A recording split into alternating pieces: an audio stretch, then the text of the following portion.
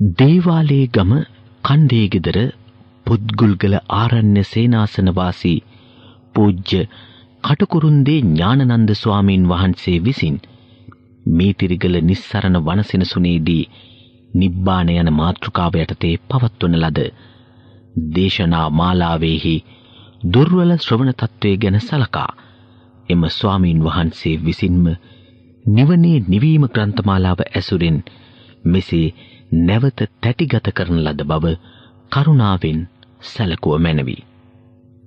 නමෝ තස්ස භගවතු අරහතෝ සම්මා සම්බුද්දස්ස නමෝ තස්ස භගවතු අරහතෝ සම්මා සම්බුද්දස්ස නමෝ තස්ස භගවතු අරහතෝ සම්මා සම්බුද්දස්ස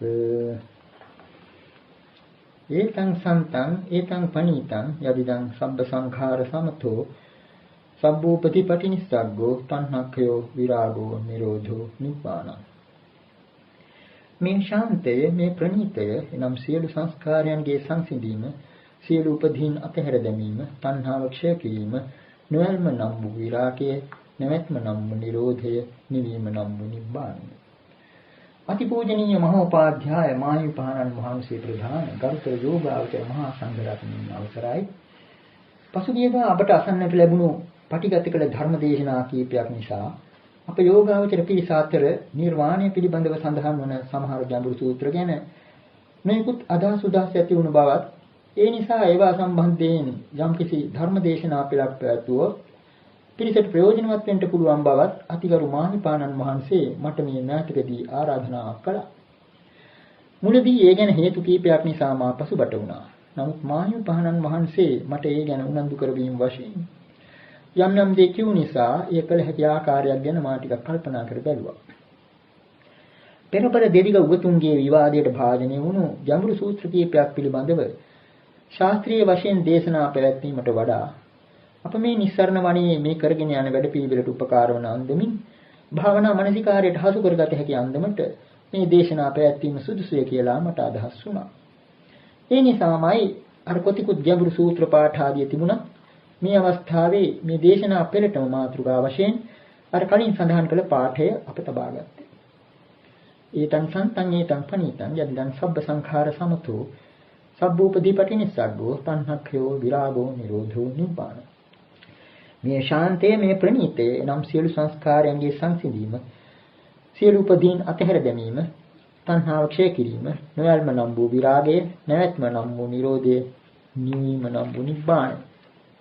මේ විදිහේ භාවනා මනසිකාරයක්ම වන මේ පාඨය අපේ සිත් තුළ ඉදිරිපත් කරගෙනම මේක කර්මස්ථානයක් හැටියට ඒතං සන්තං ඒතං පනීතං ආදී වශයෙන් නිර්වාණයට සිත යොමු කරන සිත නම් වනන්ද මේ පාඨය මුල්තන තබාගෙන ඊට අදාළ වනන්දමින් අපේ මනසිකාරය පැවැත්වුවොත් අර ධර්මයේ ඒ ස්වාක්ඛාත වූ ධර්මයේ සම්දිත්තික අකාලික ඒහිපස්සික ඕපනායික පච්චත්තං වේදිතබ්බ විඤ්ඤෝහි ගුණවල අගය අපට තේරුම් ගන්නට පුළුවන්. එහෙම මේ ප්‍රතිඵලයේ සැලසුණොත් අපේ මේ දේශනා අපලත් සාර්ථක වුණා කියලා සතුටු වෙන්න අවස්ථාවක් ලැබෙනවා කියලා මම හිතනවා. මේ දේශනා අපලට පසුබිම් වශයෙන් පළමුවෙන්ම කාරණා කීපයක් සඳහන් කරන්න සිද්ධ වෙනවා. ඒ ගැන සමාධිය භජනය කරන්නට වෙනවා. සමහර කාරණා පිළිබඳව කියන්න තිබෙන දේවල් පිළිබඳව. පසුබිම වශයෙන් විශේෂයෙන්ම නිර්වාණය සම්බන්ධ ගැඹුරු සූත්‍ර රාශියක අර්ථය පිළිබඳව යම් යම් ව්‍යාකූලතා ඇතිවීමට හේතුව ගැන යමක් කිව යුතු තිබෙනවා. සාමාන්‍යයෙන් අපි ප්‍රකීර්ණක දේශනා වශයෙන් අටුවා සාහිත්‍ය ගැන හඳුන්වන සිටක් තිබෙනවා. නමුත් ඇත්ත වශයෙන් තිබෙන தත්ත්වය ගැන කල්පනා කරලා බැලුවාම අටුවාවල බොහෝ විට තිබෙනවා මේ ගැඹුරු සූත්‍ර පිළිබඳව එක නිගමනයක් දෙන්න බැරිව නොයෙකුත් අවස්ථාවල විකල්පාර්ථ දෙනවා. මෙසේත් විය හැක, මෙසේත් විය හැක කියලා විසඳීමක් නැතිව පාඨකයා අතරමං කරන තැනුත් තිබෙනවා. සමහර තැන්වල පැහැදිලිවම ඒ අර්ථ මාර්ගයෙන් ඉවත් වුණු යම් යම් නිගමනක් දෙනවා. ඒ වගේම සමහර ගැඹුරු සූත්‍ර පිළිබඳව අටුවාවල නිහඬමක් නිසාද කියන එකත් උගතුන්ට මේ කාලේ ගැටලුවක්. මේ විදිහේ තත්ත්වයක් ඇතිවීමට ප්‍රධාන වශයෙන්ම හේතු වුණ යම් යම් ඓතිහාසික කාරණා තිබෙනවා. බුදු පියාණන් වහන්සේම දේශනා කර තිබෙනවා අනාගත භය වශයෙන් අනාගතයේ ඇති විහකි ශාසන පරිහානිය පිළිබඳ යම් යම් ලක්ෂණ හැටියට සංයුත්ත සංගියේ නිදාන වර්ගයේ ආනි සූත්‍රයේ සඳහන් වෙනවා. අනාගතයේ ඇති වෙන භික්ෂූන් තථාගත දේශිත ගම්භීරාර්ථවත් ලෝකුත්තර ශූන්‍යතා ප්‍රතිසංයුක්ත සූත්‍ර පිළිබඳව ඒවට අහුම්කම් දෙන්න වැඩි කැමැත්තක් දක්වන්නේ නැත. ඒවා ඉගෙන ගැනීමට ඒවායේ ගැඹුරු ගැන සැලකීමට උනන්දුවක් දක්වන්නේ නැත කියලා ඒ විදිහට දක්වලා තිබෙනවා.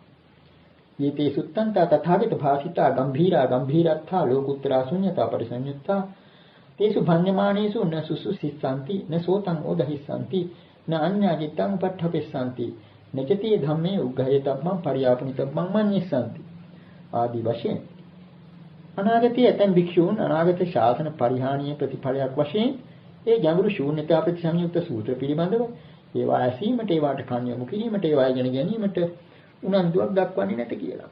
ඒ වගේම තවත් ඓතිහාසික වශයෙන් දැක්විය හැකි හේතුවක් තිබෙනවා. මේ ශාසන ඉතිහාසයේ එක්තරා අවධියකදී මුල් බැසගත්තු අදහසක් තමයි මේ සූත්‍ර පිටකයේ තිබෙන්නේ බෝහාර දේශනාවය. ඒ නිසා ඒ තරම් ගැඹුරක් නැත. ඒ තරම්ම ගැඹුරු ධර්මයක් එතන නැත කියන හැඟීමකුත් මේ අතරේ මුල් බැසගත්තා. ඒකත් මේ සූත්‍ර පිළිබඳව සැලකිලි අඩුවීමට හේතු වුණා. ඒ වගේම මනෝරථ පූර්ණී අංගුත්තර අටුවාවේ සඳහන් වෙනවා ශාසන ඉතිහාසයේ මුල් අවධියකදීම මේ ලංකාවේ පරියත්තිවාදීනුත් පටිපත්තිවාදීනුත් අතර එක්තරා විවාදයක් තිබිලා ඒකෙන් ජයග්‍රහණය කළේ පරියත්තිවාදීන් කියලා. ඔවුන්ගේ අවසාන නිගමනය වුණේ කුමක්ද? ශාසනයේ පැවැත්මට ප්‍රතිපත්තිය නැතත් පර්යාප්තිය වුණත් ප්‍රමාණවත් කියන එක. ඇත්ත වශයෙන්ම නොයෙකුත් උපද්‍රව මැද්දේ, නියං සායවල ආදී මැද්දේ අතීතයේ භාණක ස්වාමින් වහන්සේලා හැම පර්යාප්තිය රැක ගැනීමට දරූ උත්සාහය ප්‍රශංසනීයයි. නමුත් අවාසනාවකට වගේ කිව යුත්තේ අඳුරේ කූඩයක් අතින් නැත යවනකොට ඒ කූඩේ තිබෙන වැදගත් වටිනා දේ සමහර විට ගිලී යන්න ඉඩ තිබෙන බවයි. ඒ වගේම මේ අටුවා යුගයේදී අර්ථ විපරිණාමයකුත් සිද්ධ වුණ බව පෙනෙනවා. ඒක හංගන්න පුළුවන් දෙයක් නෙවෙයි. ධර්මයේ පිළිබඳ සත්‍යය සොයන කෙනෙකුට පැහැදිලි වෙන කාරණයක්.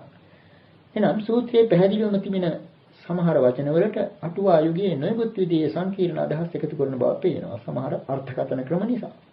නමුත් එයින් වෙන්නේ මේ ධර්මයේ තිබෙන මේ වටිනා අර්ථ මැකී යාමයි. සමහර අර්ථ විවරණ වලින් අර්ථ ආවරණය වෙනවා පේනවා. අන්න ඒ බඳු තත්ත්වයක් ක්‍රමක්‍රමයෙන් නැති වුණා. ඒ වගේම විශේෂයෙන් නොකිය යුතු තිබෙන්නේ. මේ සද්ධර්මයේ ගැඹුරු දැකිය යුත්තේ සරලත්වය තුලින්. නිර්මල ජලාශයක පතුල ලකින්නා වගේ. දී නාමකින් නාමංච රූපංච. දෙක නම් කිම නාමයයි රූපයයි. මේ බුදු පියාණන් වහන්සේ සත්‍යවිරිදි වියේදීම මහරහත් පදවිය ලබාගත් සූපාක සාමණේරයන් වහන්සේගෙන් ඇසූ ප්‍රශ්න 10න් දෙවන්නයි. හරියට අර 10ට ගණින්න දන්නවද කියලා දරුවෙකුගෙන් අහන්න වගේ බුදු පියාණන් වහන්සේ ඇසූ මේ ප්‍රශ්න 10 එසේ මෙසේ ප්‍රශ්න නෙවෙයි. අරහත්යෙන් කෙලවර වුණු ප්‍රශ්න මාලාවක්. බුදු පියාණන් වහන්සේ බලාපොරොත්තු වුණු අපේක්ෂා කරපු පිළිතුරුම සෝපාක ස්වාමීන් වහන්සේ දුන්නා. මේ දෙවෙනි ප්‍රශ්නයයි අප මෙතනදී සලකන්නේ විශේෂයෙන්ම. නාමංච රූපංච විදර්ශනා පාඨමාලාවේ මූලික පාඩමක් හැටියට ගන්න පුළුවන්. නාමයත් රූපයත් කියන මේ දෙක. මේ නාමයත් රූපයත් කියලා කියනකොට නාමය කියලා කියන්නේ නම බව කියනකොටමත් කෙනෙකුට වැටහෙනවා. සූත්‍රවලත් සාමාන්‍යයෙන් නාම කියන වචනේ තනි වේදෙනකොට නම කියන අදහසයි එන්නේ. නමුත් අටුවා යුගයේ අපට පෙනෙනවා වෙන එකක් තබා මේ සෝපාක ප්‍රශ්නය සඳහන් වෙන පරමත්ථ ජෝතිකාය පවා මේ නාමය කියන එකට නම කියලා කීමේ මොකක්ද අඩුවක් මදිකමක් වගේ පෙනෙන බවක් හඳිනවා. ඒ වෙනුවට නැමීම කියන අර්ථයක් එකතු කරගෙන තියෙනවා.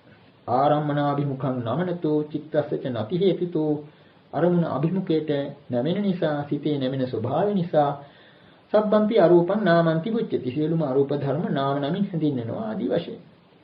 අභිධර්ම සංග්‍රහ ග්‍රන්ථවලත් අටුවාවලත් මේක බොහොම ප්‍රකට අර්ථ කථනයක් වුණා. මේ නාමය කියන්නේ අරමුණ දෙසට නැමෙන අර්ථයෙන්නේ කියලා. සමහර විට නාමය කියලා ගත්තාම මේක සරල වැඩි කියලා සැලකුව වෙන්නේ නැති. මෙතන මේ ගැඹුරු විදර්ශනාවට යන විදිය සංකල්පයක් නිසා. නමුත් ඇත්ත වශයෙන්ම කල්පනා කරලා බලනවා නම් සූත්‍ර දේශනාවලට අනුව මේ නාමය නම කියලා ගත්තත් ඒකෙත් විශාල ගැඹුරක් තියෙන බව හෙළිවෙන සූත්‍ර තිබෙනවා. නාමං සබ්බං අන්වභවී නාමා බියෝ න විජ්ජති නාමස්ස ඒක ධම්මස්ස සබ්බේව වසමන්නකු.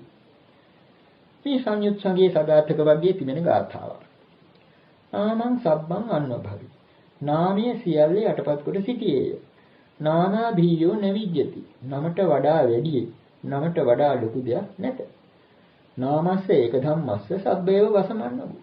නාමය කියන එකම දෙයට මුළු ලෝකයම යටත් වේ. එහි වසඟටි එයි කියන අදහසක් මේ ගාථාවේ තිබෙනවා. ඒ වගේම තවත් ගාථාවක් තිබෙනවා. ඒකට මේ කාලයේදී අර්ථ දීමේදී පවා එහි තිබූ මූලික අර්ථය මැකලා ගිහින් තියෙන බව පේනවා. අක්ඛේය සංඤිනෝ සත්තා අක්ඛේයස්මින් පතිට්ඨිතා අක්ඛේයේ අපරිඤ්ඤාය යෝගමායන්ති මච්චුනෝ. අක්ඛේය සංඤිනෝ සත්තා මේ ලෝකයේ සත්‍යෝ නම් කර කියන දෑ පිළිබඳව සංඥාව ඇත්තාහුය. අක්ඛේයස්මින් පතිට්ඨිතා නම් කර කියන දෑ කෙරෙහිම පිහිටියාහුය. එයින් ඔබට යන්නේ නැහැ කියන එකයි. අක්ඛේයේ අපරිඤ්ඤාය යෝගමායන්ති මච්චුනෝ. මේ නම් කර කියන දෑ පිළිබඳව පිරිසිදු අවබෝධයක් නැතිකම නිසා, හොඳ පරිපූර්ණ අවබෝධයක් නැතිකම නිසා මායාවේ වසඟයතියේ මේ ගාථාවලිනුත් අපට පෙනෙන්නේ මේ නාමයේ යම්කිසි ගැඹුරු පැත්තක් තිබෙන බවයි. නමුත් මේ නාමයේ මෙතන නාම රූප කියලා ගත්තාම මේ නාමය කියන එකේ අඩුවක් තියනවාද කියලා අපි හිතලා බැලිය යුතු වෙනවා. දැන් නාම රූප කියන එක අපි ගත්තොත් මෙදුම් සංගීයේ සම්මාදිට්ඨි සූත්‍රයේ සරියුත් ස්වාමීන් වහන්සේ නාම රූප තෝරන ඒ විග්‍රහය ගත්තොත් ඉදිරියට වේදනා සංඥා චේතනා පස්සෝ මනසිකාරෝ ඉදං උච්චතාවසෝ නාමං චත්තාරිච මහා භූතානි චතුන්නංච මහා භූතානං උපාදාය රූපං ඉදං උච්චතාවසෝ නාම රූප. බොහොම පැහැදිලිව සරලව දක්වලා තියෙනවා සරියුත් ස්වාමීන් වහන්සේ. වේදනා සංඥා චේතනා පස්ස මනසිකාර කියන්නේ ඇවැත්නි මෙන්න මේක නාමයයි. පඨවි ආපෝ තේජෝ වායෝ කියන මේ සතර මහා භූත ධර්මයන්ොත් ඒ සතර මහා භූත ධර්මයන් නිසා පවත්නා රූපයත් මේ රූපයයි. මෙන්න මේ විදිහට නාමයයි රූපයයි. මේකට තමයි නාම රූප කියන්නේ කියලා. එතකොට මෙතන මේ වේදනා සංඥා චේතනා පස්ස මනසිකාර කියන ධර්ම නාමයේ හැටියට නමක් හැටියට සලකන්න හේතුවක් තියනවාද කියලා අපි හිතලා බලමු. අපි මේකට හොඳ උපමාවක් ගනිමු. කුඩා දරුවෙක් ඉන්නවා බහ තෝරන්න බැරි. ඒ දරුවාට පළමුවෙන්ම යම්කිසි කෙනෙක් රබර් බෝලයක් දෙනවා. ළමයා මේක දැක්කේ පළමු වරටයි. යම්කිසි කෙනෙක් කිව්වොත් රබර් බෝලය වනායි සෙල්ලම් බඩුවක් කියලා. ළමයාට තේරෙන්නේ නැහැ. බහ තෝරන්න දන්නේ නැති නිසා. කොහොමද ළමයා මේක හඳුනාගන්නේ? රබර් බෝලේ නැහැට කිට්ටු කරලා බලනවා. දිව ගාලා බලනවා. කන්න පුළුවන් දෙයක්ද කියලා. දොඩම් වගේ. ඔබලා බලනවා. ටිකක් පෙරලලා බලනවා. මේක ඉතින් හොඳට ලස්සනට පෙරලෙන නිසා මේක සෙල්ලම් බඩුවක් කියලා තේරුම් ගන්නවා. එතකොට අර වේදනා සංඥා චේතනා පස්ස මනසිකාර කියන මෙන්න මේ නාම ධර්ම මුල් කරගෙන තමයි අර දරුවා රබර් බෝලේ ඇඳිනගත්තේ. ලෝක සම්මුතියේ තියෙන රබර් බෝලේ කියන නමින් නෙවෙයි. ඔන්න ඔය විදිහට අපිට කල්පනා කරලා බලුවම පේනවා උතන තියෙන්නේ නාම රූපය කියන නාමය නාමයේ ප්‍රාථමික ස්වરૂපය. මුල් ස්වરૂපය. මුල් ආකෘතිය. ලෝකයා වඩා පරිහරණය කරන්නේ පහසුව සඳහා යම් කිසි නමක්. ඒක කීප දෙනෙක් සම්මත කරගත්තාම ඒක නමක් වෙනවා. දැන් අර නාමාභියෝ නවිජ්ජති ආදී ගාථාවේ එතනදී නම් අටුවාචාරින් වහන්සේත් හොඳ අදහසක් දක්වනවා. නාමෙහි ලෝකෙ මැඩපවත්වන ගතියක් තියෙනවා කියලා කියන්නේ මොකද? යම් කිසි දෙයකට ලෝකයා ඉතික් නමක් දීලා නැත්නම් සමහර විට ගහකට පැලයකට ආදීකට ප්‍රකට නමක් නැත්නම් ඒක පිළිබඳව ව්‍යවහාර කරනකොට නමක් නැති එක කියලාවත් ව්‍යවහාර කරනවා. එහෙම ස්වභාවයක් තිබෙනවා. නමක් නැති එක අනාමකෝ නමක් නැති ගහ කියලා හරි කොහොම හරි නමක් දාන ස්වභාවයක් තියෙනවා. එතකොට ඒ විදිහේ කෘත්‍යයකුත් නැති අවස්ථාවේදී අර කුඩා දරුවා යමක් හඳුනගන්නේ මේ කියපු මූලික ධර්ම මාර්ගයෙන්. එතකොට මෙතනින් අපිට තේරුම් ගන්න තියෙන්නේ දැන් යෝගාවචරයට ඇත්ත වශයෙන්ම ලෝකයේ පිළිබඳ කොයිතරම් අවබෝධයක් තිබුණා. ඇඳින ගතිය යුත්තේ මේ නාම රූප ලෝකයක්. මේ නාම රූප ලෝකේ හඳුන ගන්න ඕන නම් අර කුඩා දරුවගේ තත්වයට එන්න ඕන. එක පැත්තකින්. නමුත් අඥාන උපේක්ෂාව වෙනුවට ඥාන සංප්‍රයුක්ත උපේක්ෂාවක් ඇති කරගන්න වෙනවා. ඒ යෝගාවචරය. ඒ සඳහා තමයි සති සම්පජඤ්ඤය උපකාර කරගෙන නාම ධර්ම තේරුම් ගන්න. ලෝකේ ප්‍රකට නාම ආශ්‍රයෙන් ඒ ද්‍රව්‍ය Taman හඳුනාගෙන තිබුණා. එතෙන්දී නාම රූපය පිළිසිඳ දැන ගැනීම සඳහා ඒ යෝගාවචරය පාවිච්චි කරන්නේ අර කියාපු ධර්ම. වේදනා, සංඥා, චේතනා, පස්ස, මනසිකාර. මේවා එක් එක් පුද්ගලයාට විශේෂයි. අර පච්චත්තං වේදිතබ්බෝ කියලා කියන්නේ ඒකයි. මේ ධර්මය Tamanම ප්‍රත්‍යක්ෂ කරගත යුතුයි. Tamanගේ නාම රූප ලෝකයේ Tamanමයි හඳුනගන්නවා. වෙන කෙනෙකුට හඳුන්වන්න බෑ. වෙන ශාස්ත්‍රීය වචන වලින් ඒක පෙන්වන්න කරන්න බෑ. එතකොට දුක තියෙන්නේ මේ නාම රූප ලෝකේ. බුදු පියාණන් වහන්සේ වදාළ මේ දුක තිබෙන්නේ අර නොයෙකුත් දෘෂ්ටිගතිකයන් දක්වන විදිහට ඒ සම්මත ලෝකේ නොවේ. සම්මුති ලෝකේ නොවේ. මේ නාම රූප ලෝකේ. අච්චච්චේ තණ්හං ඉද නාම රූපේ කියලා එහෙම තියෙනවා. එතකොට යෝගාවචරය විසින් කළ යුත්තේ කුමක්ද? අවසාන බලාපොරොත්තු කුමක්ද? මේ නාම රූපය පිළිබඳව තියෙන තණ්හාව කපා හැරීමයි. මේක උපමාවකින් කියනවා බුදුරජාණන් වහන්සේ හඳුන්වනවා ශල්‍යකත්වෝ අනුත්තරෝ කියලා. අනුත්තර වූ ශල්‍ය වෛද්‍යය. ඒ වගේම තණ්හා සල්ලස්ස හන්තාරං කියලා කියලා තිබෙනවා. තණ්හා නැමැති උල විෂහීය ඇදලා දාන වෛද්‍යවරයා. එතකොට බුදු පියාණන් වහන්සේගේ ධර්මය අනුව අපට පේනවා මේ නාම රූප කියන එක හරියට වනමුඛය වගේ. දැන් විෂීතලයක් වැදුණු කෙනෙක් බෙහෙත් බැඳිය යුත්තේ විද්දෙක් කෙනාටවත් දුනු මුඩාවටවත් නොවේ. අර වනමුඛයට. ඉස්සෙල්ලා වනමුඛය පාදාගත යුතුයි.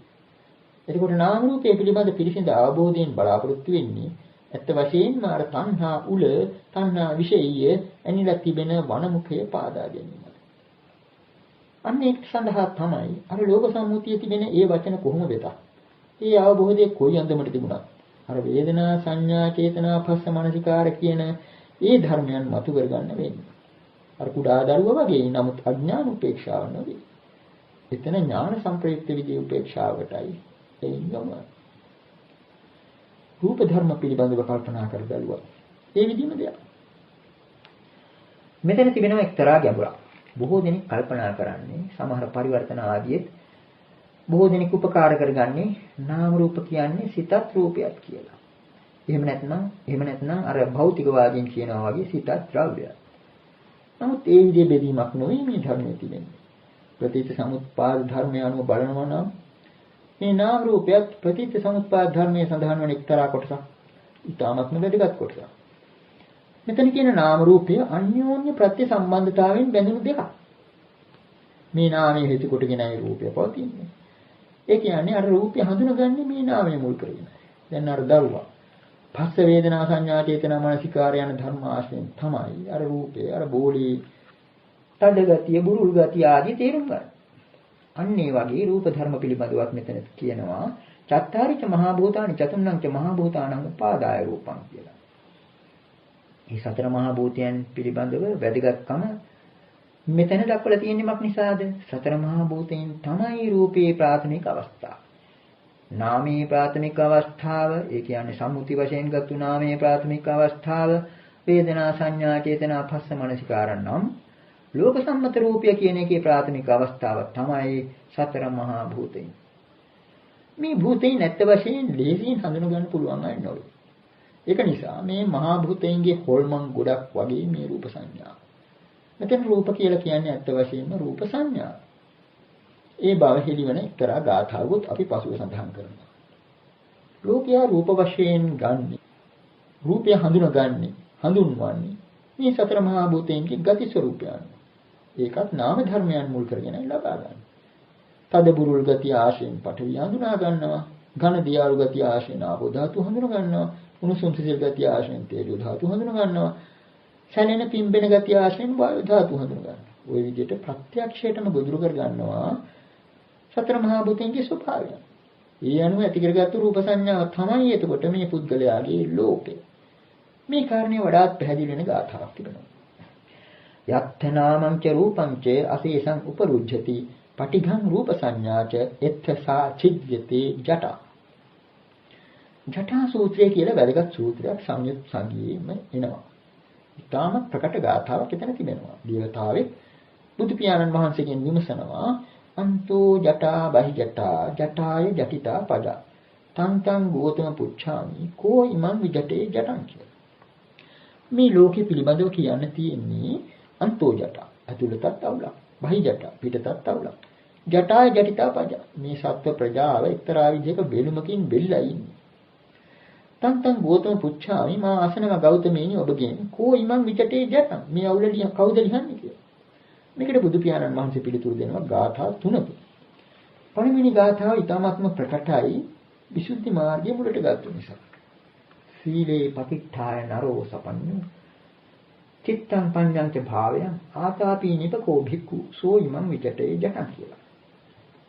ඒ කියන්නේ යම් කිසි භික්ෂුවක් සීලේ පිහිටලා සමාධියේ ප්‍රඥාව වඩමින් කෙලෙස් තවන වීරියෙන් යුක්තව ඥානවන්තව උත්සාහ දරනවා නම් එබඳු භික්ෂුවට ඒ රහතන් වහන්සේට පුළුවන් මේ අවුල දිහන්න කියලා. දෙවැනි ගාථාවෙන් කියවෙන්නේ යේසං රාගෝච දෝසෝච අවිජ්ජාච විරාජිතා කීනාසවා අරහන්තෝ තේසං බුද්ධිතා ජට කියලා. යම් රහතන් වහන්සේලාගේ රාගය, දේශය සහ අවිජ්ජාව කියන මේ ධර්ම විරාජිතා. මෙතන අමුතු වචනයක් කියනවා. දිගින් දිගට නොකියුවත් එතන කියලා තියෙන්නේ සිතින් මකා දමන ලද්දේද, සිතින් සෝදලා දමන ලද්දේද. එබඳු රහතන් වහන්සේලා පිළිබඳව කියන්න තියෙන්නේ උන්වහන්සේලා විසින් ඒ ජටාව අවුල දිහන ලදී කියන එකයි. තුන්වෙනි ගාථාවයි මෙතන අපේ ප්‍රස්තුතයට අදාළ වෙන්නේ. යත්ථ නාමංච රූපංච අසේසං උපරුජ්ජති පටිඝං රූප සංඥාච එත්තසා චිජ්ජති ජට. මෙතන කියවෙන්නේ අර පුද්ගලාධිඨාන වශයෙන් පුද්ගලයන් පිළිබඳව නොවේ. ධර්මයක් හැටියට නිර්වාණය පිළිබඳව මෙතන කියවෙන්නේ. යම් තැනක නාමයක් රූපයක් ඒ වගේම ප්‍රතිඝයත් රූප සංඥාවක් සම්පූර්ණයෙන්ම වලකාලනු ලැබෙයිද උපරෝධනීය වෙයිද එතනයි ඒ ජටාව ඒ අවුල ලිහිනු ලැබෙන්නේ කියන එක. එතකොට මෙතෙන් කියවෙන්නේ අර නාමයක් රූපයක්. ඒ වගේම මෙතන කියවෙන පටිඝය සාමාන්‍යයෙන් ව්‍යවහාරයේ තිබෙන හැටියට දේශය නොවේ. මෙතන පටිඝය කියලා කියන්නේ වෙන සිංහල වචනයක් ගත්තොත් රූප ධර්මයන් පිළිබඳව එක්තරා ගැටීමක් තිබෙනවා. සමහර විට නොදැනුවත්වම වගේ යම් කිසි දෙයක හැපුණාම හැරිලා බලනවා ඒක හඳුනා ගන්න. ඒ වගේ දෙයක්. එතකොට ලෝකයට ඇස් තිබුණට බුදු පියාණන් වහන්සේගේ වචනේ හැටියට ධර්ම චක්ෂුසේවත් පෑදෙනකන් ලෝකයා අන්ධයි. එතකොට මේ හැපෙන එක හැපෙන දෙය ඒ හැපීමෙන්ම යන්න ගන්න. පටිඝං රූප සංඥාච. ගැටීමකුත් ඒ ගැටීම හඳුනා ගැනීම වශයෙන් ඇති කර ගන්න රූප සංඥාවක්. මේ ගැටුණේ අපි තද දෙයක උණුසුම් දෙයක බුරුල් දෙයක ආදී වශයෙන් ඒක පිළිබඳව සංඥාවක් ඇති කර ගන්නවා.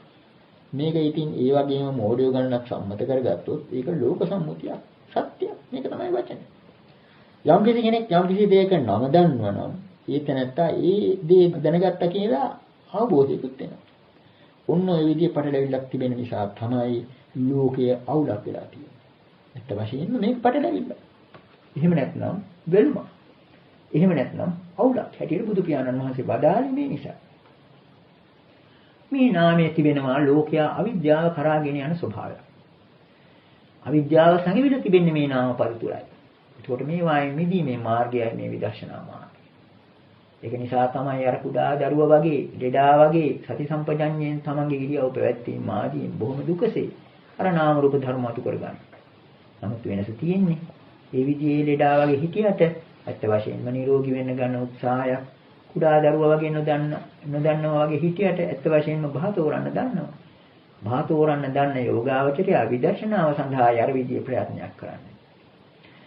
මේ විදිහට අපිට පෙනෙනවා මේ නාම රූප ධර්ම පිළිබඳව යම් කිසි ගැඹුරක් තිබෙනවා. විශේෂයෙන්ම අර සම්මුතියට සම්බන්ධතාවක් මෙතන තිබෙනවා. නාම කියන වචනේ. මෙන්න මේ නාමයේ අර සම්මුතියට අදාළ සාමාන්‍ය නාම කියන එකට නාම කියන වචනයටම තිබෙන සම්බන්ධතාව අටුවාවල දෙන අමුතු නිරුක්තියෙන් අමුතු නැමීමෙන් යටපත් වෙනවා. මේ නිසා සද්ධර්මයේ ප්‍රගතිය ගැන කල්පනා කරලා බලනවා නම් සමහර විට කෙනෙකුට සංවේගත් උපදිනවා මෙන්න මේ අර්ථකථන ගැන. එතකොට අපි මෙතන ගත යුත්තේ නාමංච රූපංච කියන්නේ කෙලින්ම කියනවා නම් නාමයක් රූපයක්. ඒක තවදුරටත් තේරුම් ගන්න නම් පිළිපැදලම තේරුම් ගන්න ඕනේ. පස්ස වේදනාදී ධර්මාදී. ලෝකයා හඳුන්වන නාමයට වඩා ගැඹුරට යාමක් මෙතනින් කියන්නේ. එතකොට මේ නාම රූපය කියන්නේ එහෙමයි. මෙතික් සඳහන් කළ අදහස් සමූහයම අපි වාක්‍ය දෙකකට හකුළු වල දැක්වුවොත් මෙන්න මේ විදිහටයි කියන්න වෙන්නේ. නාම රූපේන නාමය නාම රූපයකි. නාම ස්වરૂපයකි. නාම රූපේන රූපය නාම රූපයකි. නාම මාත්‍ර රූපයකි. නැගතවා. නාම රූපේන නාමය නාම රූපයකි. නාම ස්වરૂපයකි. නාම රූපේන රූපය නාම රූපයකි. නාම මාත්‍ර රූපයකි. එතන අවධාරණය කරන පදේ අනුව මෙහෙම කියන්නේ. එතකොට නාමයේ තිබෙන්නේ ලෝක සම්මත නාමයේ ප්‍රාථමික අවස්ථාව. සතර මහා භූතයින්ට සම්බන්ධ කරලා ගත්තාම රූපයේ තියෙන්නේ රූපයේ ප්‍රාථමික අවස්ථාව. ඒ නාම රූපේ පිළිබඳව. ඒ විදිහටම කියන්න සිද්ධ වෙනවා නිබ්බාණය ගැන. නිවන ගැන. නිවන පිළිබඳවත් ඒ විදිහම අර්ථකථන ආදීදී යම්කිසි අමුත්තක් සිද්ධ වෙච්ච බව පේනවා. ඊටාත්ම ප්‍රකටව මේ කාලයේ ව්‍යවහාර වන නිබ්බාණ කියන වචනයට දෙන නිරුක්තිය තමයි වාන සංඛාතාය තණ්හාය නික්ඛන්තත්ත. එහෙම නැත්නම් නික්ඛන්තන්ති ඔය ආදි වශයෙන් වාන නම් වූ තණ්හාවෙන් නික්මුණු නිසා නිවන නම් වාන කියලා මෙතන ගන්නෙ වියමනක් හැටියට. ටිකක් දිගට ගිය අර්ථයක්. කලින් අර කරපු නැවීම වගේ එකක්. මේ තණ්හාවේ තිබෙනවාය භවයෙන් භවයට එකට ගලපන ස්වභාවය. අන්න ඒක නිසා නිවාන, නිබ්බාන. ওই විදිහටයි නිබ්බාන කියන පදයට වැඩියෙන්ම නිරුක්ති දෙන්න පුරුදු වෙලා තියෙන්නේ. නමුත් අපි සූත්‍ර දේශනා බලනකොට මුලා ඉඳලා අගටම මේ විදිහේ නිරුක්තියක් නම් අපට කොතනකවත් දකින්න ලැබෙන්නේ නැහැ. ඒකමනක් නෙවෙයි. මේ නිබ්බාන කියන වචනේ තිබෙන නිවීම කියන අර්ථයයි මෙතන ගත යුත්තේ. ඊට වශයෙන්ම ධර්මයේ ජීවයේ තිබෙන මේ වචනය නිතර දෙවේලි සත්‍යයනා කරන රතන සූත්‍රයේ සඳහන් වෙනවා නිබ්බන්ති ධීරාය අථාරම්පදීපෝ කියලා. ඒ රහතන් වහන්සේලා මේ පහන වගේ නිවී යනවා. නිවී යන පහනක් පිළිබඳ උපමාව ධාතු විභංග ආදී කොතිකුත් සූත්‍රවල සඳහන් වෙනවා. සමහර අවස්ථාවල සඳහන් වෙනවා නිවී යන පන්දමක් ගැන. පජ්ජෝතස්සේව නිබ්බාණං විමුක්ඛෝ චේතසෝ අහු කියලා. පන්දමක නිවීම වගේ ඒ සිත නිවුණා කියලා. තවත් සමහර තැන්වල ගින්නක නිවීම පිළිබඳව අග්ගිවච්ඡගත සූත්‍ර ආදීදී බුදු පියාණන් වහන්සේ ගින්නක නිවීම පිළිබඳ උපමාවයි දක්වන්නේ. ඊටාම ගැඹුරු අර්ථයක් කරාම ගෙන යනවා ඒකෙන්. ගින්නක් පවතින්නේ ඒ දරකොටු ආදී මුල් කරගෙනයි. ඒකට දැන් ගින්නක් දැල් වෙනකොට කෙනෙක් යහුවොත් දැල් වෙන්නේ කුමක්ද කියලා. අපි මේකට දිය යුතු පිළිතුරු කුමක්ද? දැල් වෙන්නේ කුමක්ද? දරද දැල් වෙන්නේ ගින්නද? දර නිසා ගින්න දැල් වෙනවා, ගින්න නිසා දර දැල් වෙනවා. සමහර විට මේක විසඳ ගන්න බැරි නිසා වෙන්නේ ඉතින් ගින්දර කියලා වචනයක් තියෙනවා. ඉතින් මෙතනම තියෙනවා ඉදප්පච්චයතාව. මෙතන ඊටාත්ම ගැඹුරු අර්ථයක් තිබෙන බව අපට පේනවා. මේ නිවීම කියන වචනේ ඊටාත්ම ගැඹුරු අර්ථයක් තිබෙනවා. ඒ නිසාම තමයි නිබ්බාන කියන ඒ தත්ත්වය හැඳින්වීමට පද රාශියක් තියෙන්නේ. අධිවචන නමින් හැඳින්වනවා පාළි. පෙරින් සොයා ගන්න පුළුවන් පර්යාය පද රාශියක් තිබෙනවා. ඒවා 33ක් සංග්‍රහ කරලා සංයුත් සංගී අසංකත සංයුත්තේ දක්වලා තිබෙනවා. නමුත් මේවා අතරින් නිබ්බාන කියන පදේ තමයි ප්‍රධාන. මුල් කාලයේදීම ඊට ප්‍රධාන තැනක් ලැබුණේ මේ ගින්න පිළිබඳ උපමාව සිහි ගන්නන නිසා. එතනම තියෙනවා ලෝකයේ අසන ප්‍රශ්න වලට පිළිතුරු රාශිය. වච්චගත පරිබ්‍රාජකයා බුදු පියාණන් වහන්සේට චෝදනා කළා. ඒ වගේම තවත් බොහෝ තැන්වල තිබෙනවා උච්ඡේදවාදයක් කියන චෝදනාව. මේ නිවන බුදු පියාණන් වහන්සේ දේශනා කරන ඒ උසස් තත්ත්වයේ ඇත්ත වශයෙන්ම උච්ඡේදයක් කියලා සතෝ සත්තස්ස උච්ඡේදං විනාශං විභවං පඤ්ඤපේති කියලා. ඇත්තා වූ සත්‍ය වශයෙන්ම සිටිනා වූ සත්‍යයකගේ උච්ඡේදයක් දක්වනවා කියලා. බුදු පියාණන් වහන්සේ ඊට පිළිතුරු දුන්නේ මේ ගින්න උපමාවට අරගෙන. දැන් නුඹ ඉදිරියේ ගින්නක් දැල් වෙනවා මේ දරකෝටු නිසා. එතකොට දන්නව නේද මේ ගින්න දැල් වෙන්නේ වෙන දෙයක් නිසා නෙවෙයි මේ දරකෝටු නිසා බව. මේවා උපාදාන කරගෙනයි. ඒ ඇරෙන ගින්නක් කියලා 아무තු දෙයක් නැහැ. එතකොට මෙතනම තිබෙනවා ප්‍රතිත්‍ය සමුප්පාද ධර්මය. යංකින්චි සමුදය ධම්ම සබ්බන්තං නිරෝධ ධම්ම. මේ විදිහට දැල් වෙන ගින්න අර හේතු ප්‍රත්‍ය ඊට උපකාර වුණු දර ඉවත් කළාම එහෙම නැත්නම් දර අවසන් වුණාම ඒ ගින්න නිවෙනවා. තවදුරටත් ඒකේ ගැඹුරු තේරුම් ගන්න පුළුවන්. දර පිළිබඳව මේ උපාදාන වචනේ යෙදෙනවා. සාමාන්‍යයෙන් ඉන්ධන ද්‍රව්‍ය වලට. ඉන්ධන ද්‍රව්‍ය කියන්නේ ගින්නක් දැල්වීමට උපකාර වන දර ආදී දේවල්. උපාදාන පත්‍යා භව. මේ පටිච්ච සමුප්පාද ධර්මයේ ඊ타ත්ම වැදගත් අංග දෙකක්. සංදිස්ථාන. එතකොට මේ භවය කියන්නේ ලෝකයා සිතන භවයක් තිබෙනවා. භව තෘෂ්ණාවට යටුණු ශාස්ත්‍රවාදීන් මේ භවය සත්‍ය වූ දෙයක්. මේක යම් කිසි හරයක් තිබෙන දෙයක් හැටියට, නිත්‍ය දෙයක් හැටියට කල්පනා කරනවා. බුදු පියාණන් වහන්සේ මේ භවය පිළිබඳව දැක්ුවේ කොහොමද? මේ භවය ගැන කියන්න තියෙන්නේ ගින්න ගැන කියන එක. ඒ කියන්නේ උපාදාන පත්‍යා භව. අල්ලා ගන්න දෙයක් තියෙන තාක් පැවැත්මක් තියෙනවා. මේ දරවලට උපාදාන කියන වචනේ යොදන්නේ ගින්න දර අල්ල ගන්න නිසා. ගින්න දර අල්ල ගන්නවා. දර ගින්න අල්ල ගන්නවා. මෙතනම තමයි ඉදප්පච්චේතාව. ඒ විදිහේ පැවැත්මක් මෙතන තියෙනවා. ඒකට පැවැත්ම කියලා කියන්නේ ඒකාන්ත සත්‍ය දෙයක් නෙවෙයි. වෛදික යුගයේ ඉඳලාම තිබුණා සත් අසත් කියලා දෙකක් ගැන ගැටලුවක්. සත් වලින් අසත් ඇති වුණාද අසත් වලින් සත් ඇති වුණාද කියලා. කතං අසතෝ සත් ජායේත අසත් වලින් සත් ඇති වෙන්නේ කොහොමද? ওই විදිහේ ගැටලු මුල් කාලේ ඉඳලම තිබුණා. නා සදාසීත් නෝ සදාසීත් තදානීම් ආදී වශයෙන් වෛදික ග්‍රන්ථවලක් තියෙනවා. මුල්ම කාලේ සත් තිබුණෙත් නැත අසත් තිබුණෙත් නැත කියලා. මේක සමහර විට මේක මැව්වෙක් කෙනා දන්නව ඇති කියලා. ওই විදිහේ මහා පටලැවිල්ලක් හදාගෙන තිබුණා මේ සත් අසත් කියන වචන දෙක මුල් කරගෙන. බුදු පියාණන් වහන්සේ විතරයි මේ සියලුම ධර්ම වලට වෙනස් අන්දමේ පුදුම අන්දමේ විග්‍රහයක් දුන්නේ භවය පිළිබඳව. මේ භවය කියලා කියන්නේ අන්න අර ගින්න වගේම දෙයක්. උපාදානයක් ඇති තාක් භවය පවතිනවා. උපාදානය නැති වුණ හැටි භවය නිරුද්ධ වෙනවා. ඒකට මෙතනම තිබෙනවා මේ ගින්න පිළිබඳ උපමාවෙම පිළිතුර. අර නිතර අහන ප්‍රශ්න වලට. අව්‍යාගත වස්තු වශයෙන් ධර්මයේ සඳහන් වෙනවා ප්‍රශ්න 10ක්. එයින් අග ප්‍රශ්න 4 තථාගතයන් වහන්සේ මරණින් මතු සිටිනවාද නැද්ද ආදී වශයෙන්. මේ 84 ආකාර ප්‍රශ්නයට පිළිතුරක් මෙතන තිබෙනවා. ගින්න කොහෙද ගියේ කියලා. මේක සාමාන්‍ය ව්‍යවහාරයක්. නිබ්බුතෝති සංඛං ගච්ඡති. බුදු පියාණන් වහන්සේ අග්ගිවච්ඡගත සූත්‍රයේ ඒ ගින්න පිළිබඳ උපමාවේදී අවසාන වශයෙන් ප්‍රකාශ කළේ නිබ්බුතෝති සංඛං ගච්ඡති. ගින්නනි උනට පස්සේ කියන්න තියෙන්නේ ඒක ගණන් ගනු ලැබෙන්නේ සංඛ්‍යාවට වැටෙන්නේ නිබ්බුතෝ නිුණා කියලා. එතකොට නිවි ගියේ කියන එකේ අර ගියේ කියන වචනය තිබෙන නිසා නිවිලා කොහෙද ගියේ කියන එකයි සාමාන්‍ය ලෝකයේ අහන්නේ. මේක නැගෙනහිරටද දකුණටද බටහිරටද උතුරටද උඩටද යටටද ගියේ කියලා අන්න අර වචනේ යano යනවා. අන්න අර නාම ධර්ම පිළිබඳ අවබෝධයක් නැතිකම නිසාමයි. ඒ නිවි ගියේ කියන වචනය ඔස්සේ යන අවස්ථාවේදී බුදු පියාණන් වහන්සේ පෙන්වු කරනවා ඇත්ත වශයෙන්ම මේ ගින්න ගැන කල්පනා කළාම අර තමන් අසන ප්‍රශ්නේ මෝඩකම පේනවා කියලා. ගින්න නිවුනාම කොහෙද ගියේ කියලා අහුවාම ඒකට පිළිතුරු දෙන්න බැරි වුණේ අර සංකල්ප වල තිබෙන අඩුපාඩුව නිසා. ඔන්න ඔය විදිහට නිබ්බාන කියන එකේ ඊටමත් ගැඹුරු අර්ථයක් තිබෙනවා. අච්චි යථා වාත වේගේන කිත්තෝ අත්තම් ඵලේති න උපේති සංඛං. ගිනිසිල සුණගින් නිවුනට පස්සේ ඒක අස්තේට ගියා කියලා කියනවා මිසක් ඒ පිළිබඳ ප්‍රමාණ කිරීමක් ප්‍රඥප්තිය දීමක් කළ හැකි නැහැ කියලා. ඔය විදිහට එතකොට නිබ්බාන කියන වචනේ ඊටාත්ම ගැඹුරු අර්ථයක් තිබෙනවා. මේ ගැඹුරු අර්ථයේ ක්‍රමක්‍රමයෙන් යටපත් වුණු බවයි අපට පේන්නේ. මේකට 아무තු නිරුක්තියක් දැමීමට යම්කිසි හේතුවක් රහසක් තිබෙන්න පුළුවන්.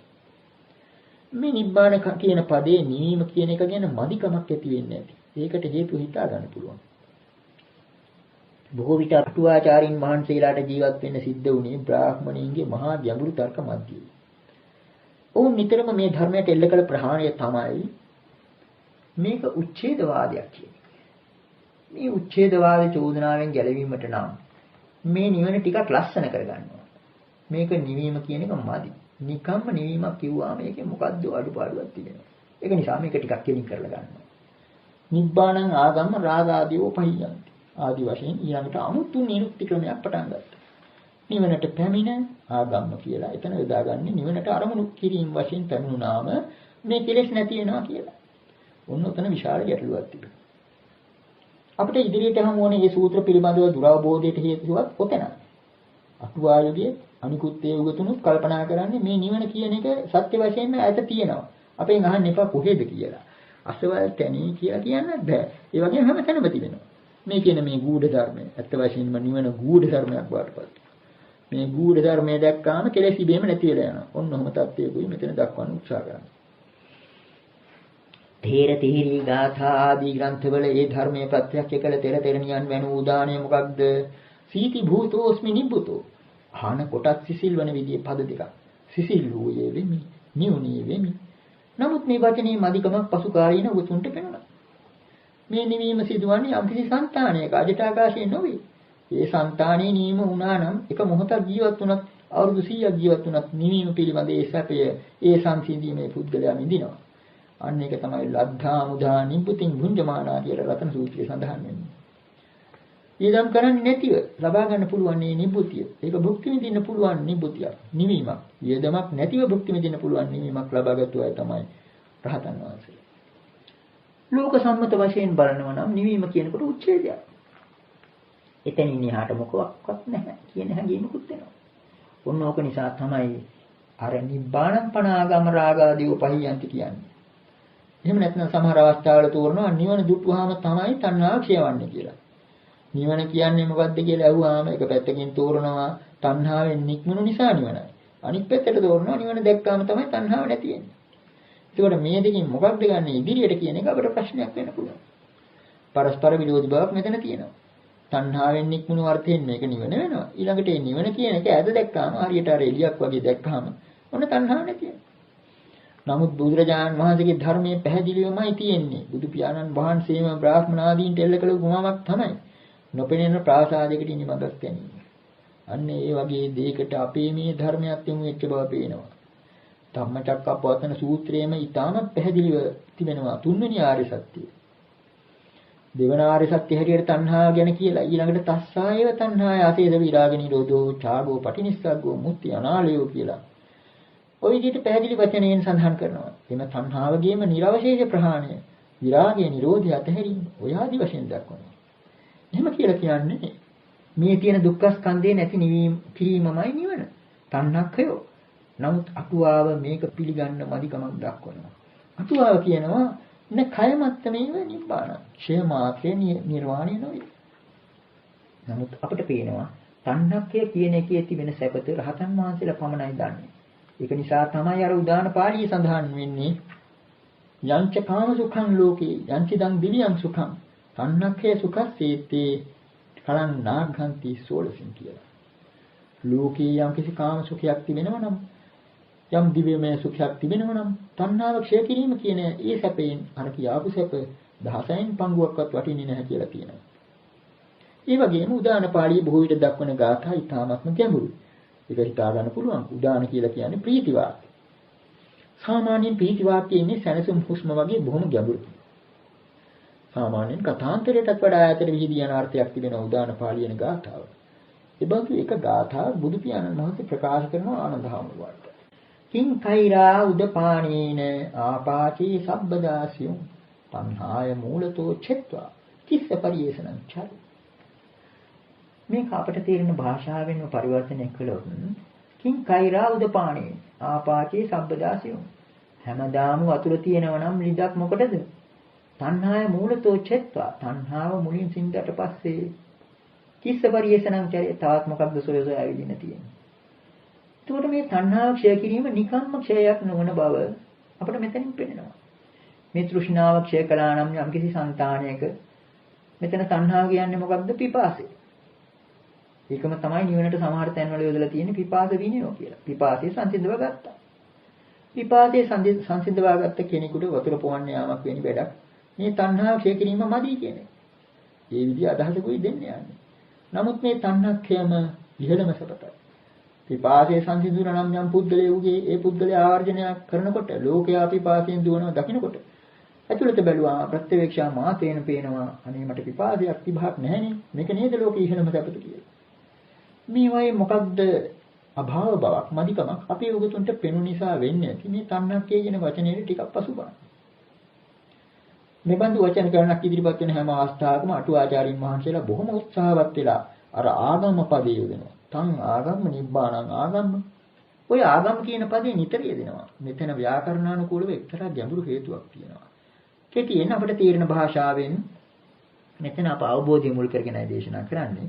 ව්‍යාකරණානුකූලව බලනවා නම් මේ ආගම කියන පදේ උපකාරක අර්ථයේ යෙදෙන අවස්ථාවල් තිබෙනවා.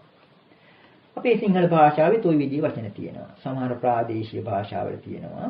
එයා ඇවිල්ලා නුවර කෙනෙක් කියලා. මෙතනදී අපි අර ඇවිල්ලා කියන වචනේ තේරුම් ගන්න උත්සාහ ගන්නේ නැහැ. ඒක මේකට ආධාර කරගන්න යොදාගත්ත වචනයක්.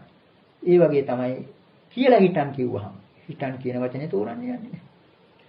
ඔන්න ඔය විදිහට ආගම් කියන පදේ පාලි භාෂාවේ එක්තරා විදිහක උපකාරක අර්ථයක් දනවනවා පමණයි. නමුත් මේ වගේ එකක් උපකාර කරගෙන නිබ්බාන කියන එක වෙන් කළා, ඈත් කළා අර තණ්හාවෙන්. ඔන්න ඔහොම දෙයක් සිද්ධ වුණා. ඇත්ත වශයෙන්ම මෙතන කියවෙන්නේ රාග ආදී ක්ලේශ. මේ හැම එකක්ම ගින්න. බුදු පියාණන් වහන්සේ වදාළේ භව නිරෝධය නිවන බවයි. නිවන කියන්නේ භව නිරෝධය පිළිබඳ ප්‍රත්‍යක්ෂයයි. භවයම 11 ගින්න. එතකොට මුළු භවයමත් ගින්න. තණ්හා රාග දෝෂ මොහොවත් ගිනි. මේ හැම එකක්ම ගිනි. මේ නිසා මේකට නිවීම කියන වචනය තමයි හොඳටම ගැලපෙන වචනය. නිවා ගත්තට පස්සේ තවත් මොකක්ද ඕන කරන්නේ? නමුත් මේ කාරණේ තෝරගන්න බැරුවද මොන හේතුවකින් හෝ මොන අවාසනාවක් නිසාද අපේ බුද්ධඝෝෂ ස්වාමීන් වහන්සේ ඒ සාරත්ථප්පකාසිනී අටුවාවේ විසුද්ධි මාර්ගයේ ඔක්කොටම වඩා සම්මෝහ විනෝදනීය ග්‍රන්ථනාමයටවත් ගැලපෙන්නේ නැති හැටියට විතණ්ඩ වාදයක් ඉදිරිපත් කරගෙන නිවන පිළිබඳව දීර්ඝ විවරණයක් කරලා තිබෙනවා. එතන අටුවාචාරින් වහන්සේලාම ඊටාම ඕලාරික තර්කයකට ඉදිරිපත් කරලා තිනවා. සමහර විට ඒක ධර්ම ගෞරවයට ඒතරම් හොඳ නැති වෙන්න පුළුවන්. අර විතණ්ඩවාදී ඉදිරිපත් කරන හැටියට කියනවා මේ නිවීම කියන්නේ රාගක්ඛය, දෝසක්ඛය, මෝහක්ඛයමය කියලා. ඇත්ත වශයෙන්ම විතණ්ඩවාදිය කියන්නේ බුද්ධ වචනය. සූත්‍ර දේශනාවල කොටිකුත් සඳහන් වෙනවා නිබ්බාණයට අදිවචනයක් වශයෙන් රාගක්ඛය, දෝසක්ඛය, මෝහක්ඛය උති ඉදං උච්චති නිබ්බාණං කියලා.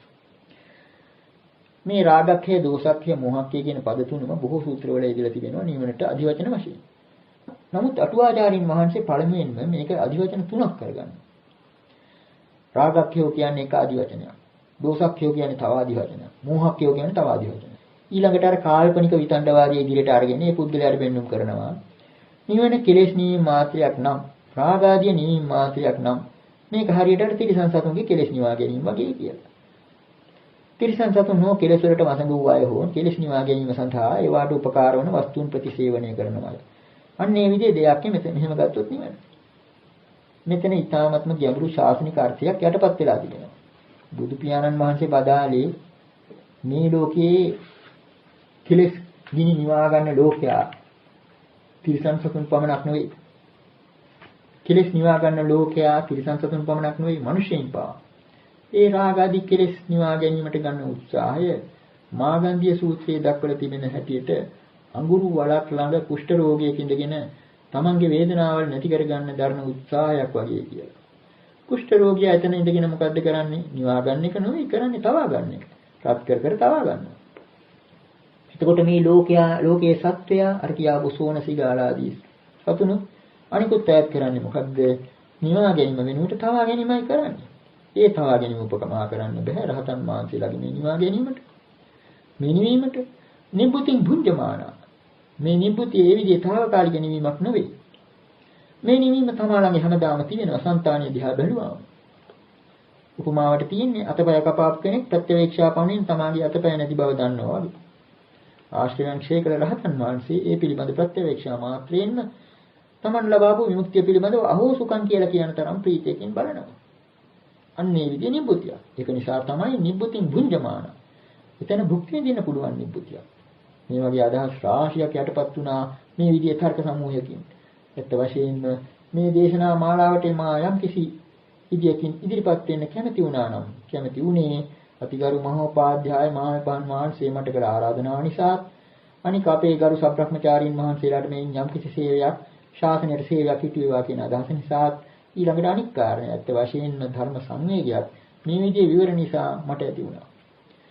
මෙතන කියවුන නිබ්බාන කියන වචනේ පිළිබඳවයි මෙතන කියවුනේ නිබ්බාන කියන වචනේ පිළිබඳව. මේ නිවන පිළිබඳව සඳහන් වන සූත්‍ර රාශියක් ඉදිරියටත් තියෙනවා දක්වන්න. නමුත් ඒවා ඉදිරියට ගැනීමට කලින් මේ මූලික කරුණු ටික ප්‍රකාශ කළේ මෙතන මේ නිබ්බාන කියන වචනේ තිබෙන නිවීම අර්ථය ප්‍රතිසමුප්පාදයට සම්බන්ධ වූ ගැඹුරු අර්ථ රාශියක් තිබෙන බව පෙන්වා දීලා. අර වානාදී වචන ලං කර ගැනීම නිසා වැදගත් අර්ථ රාශියක් යටපත් වුණා. බුදු පියාණන් වහන්සේ දේශනා කළේ දුක්ඛ නිරෝධෝ නිබ්බාන.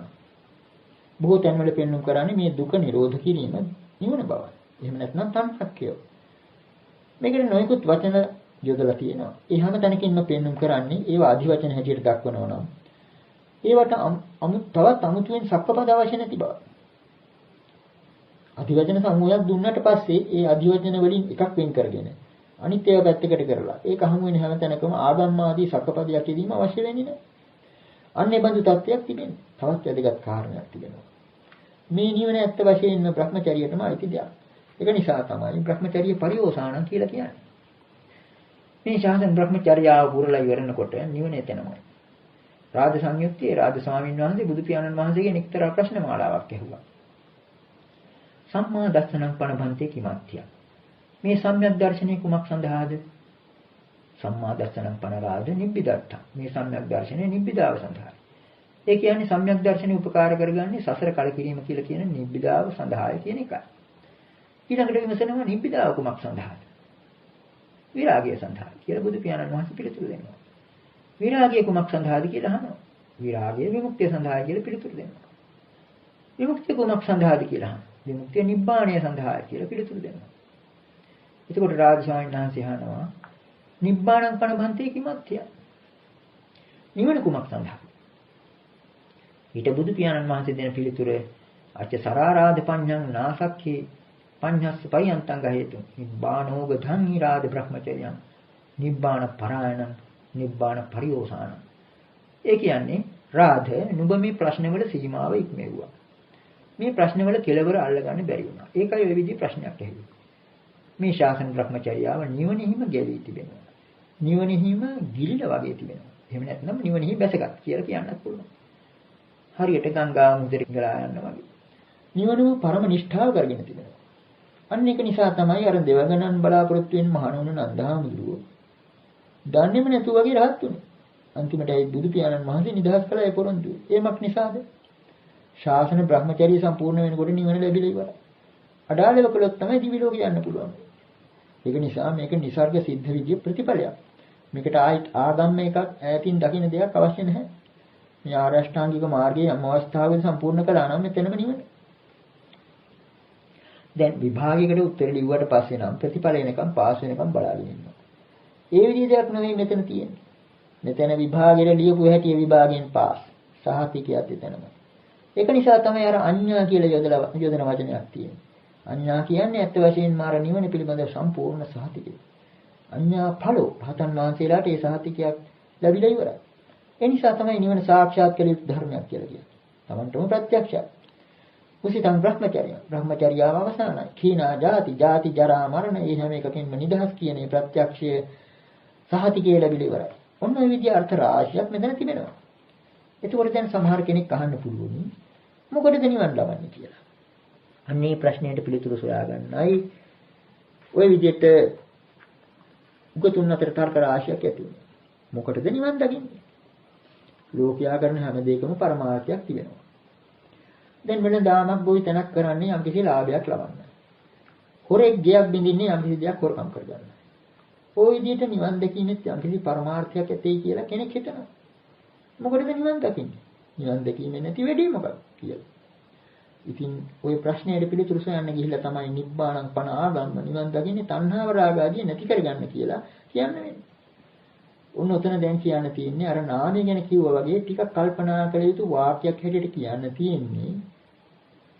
නිවනෙහි පරමාර්ථයක් ඇතොත් නිවන පරමාර්ථය වන්නේ නැහැ කියලා. එතකොට නිවන පරමාර්ථය වන්න නම් නිවනෙහි පරමාර්ථයක් නැති වෙන්න ඕන. ඒ කියන්නේ නිවනෙහි පරමාර්ථයක් ඇතේ කියලා කිව්වොත් එතනිනුත් එහාට යම් කිසි දෙයක් තියෙනවා. තණ්හාවේ ස්වභාවය හැමතිස්සෙම ඉදිරියට නෙත්තියක් තියෙන එකයි. ඒ නිසා තමයි තණ්හාව පිළිබඳව භවනෙත්ති කියලා ප්‍රකාශ කරන්නේ. භවයේ ඉදිරියට ගෙන යන නෙත්තිය, නිරායන ගතියක් තිබෙනවා. ඒක නිසා තමයි ලෝකේ තණ්හාවෙන් ඉදිරිපත් වෙන හැම අරමුණකම හැම දෙයකම ඉදිරියට යම් කිසි නිරායමක් තිබෙන්නේ. නමුත් යම් කිසි විදියකින් තණ්හාව ක්ෂය කිරීමම අරමුණ කරගත්තොත් තණ්හාවෙන් ඉදිරිපත් වෙන හැම දෙයකම ඉදිරියට නෙත්තියක් නිරායමක් තිබෙනවා. මේක කරන්නේ අනිත් එක සඳහා, මේක කරන්නේ අනිත් එක සඳහා. ওই විදිහට කෙලවරක් නැතිව ඉදිරියට යනවා. නමුත් යම් කිසි කෙනෙක් තණ්හාව ක්ෂය කිරීමම අරමුණ කරගත්තොත් මේ තණ්හාව ක්ෂය කළ අවස්ථාවේ තවත් කරන්න දෙයක් නැහැ. මේ පුද්ගලයාට තවත් වතුර පොවන්න යන්න අවශ්‍ය නැහැ. අන්න ඒක නිසා තණ්හක්ඛයෝ කියන්නේ වචනේ පරිසමාප්ත අර්ථයෙන් නිවන. එතකොට මේ පමණකින් අදට මේ දේශනාව අවසන් කරන්න බලාපොරොත්තු වෙනවා. තව ඉදිරියට අවස්ථාවක් තිබුණොත් ජීවිතය රැකින පමණින් මේ දේශනා මාලාව පවත්වන්නට අදහස් කරනවා.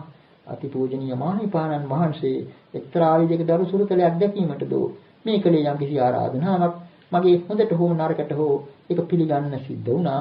හොඳද නරකද කියන එක ශාසනය පිළිබඳව නම් තව ඉදිරියටයි විසඳෙන්නේ. ශ්‍රද්ධාවන්ත පින්වතුනි, මෙම දෙසුම් පෙළ නොමිලයේ පින්වතුන් අතරටපත් කිරීම අපගේ මූලික බලාපොරොත්තුවයි. පින්වතුනි, මෙම දෙසුම් පෙළට සවන් දීමෙන් පසු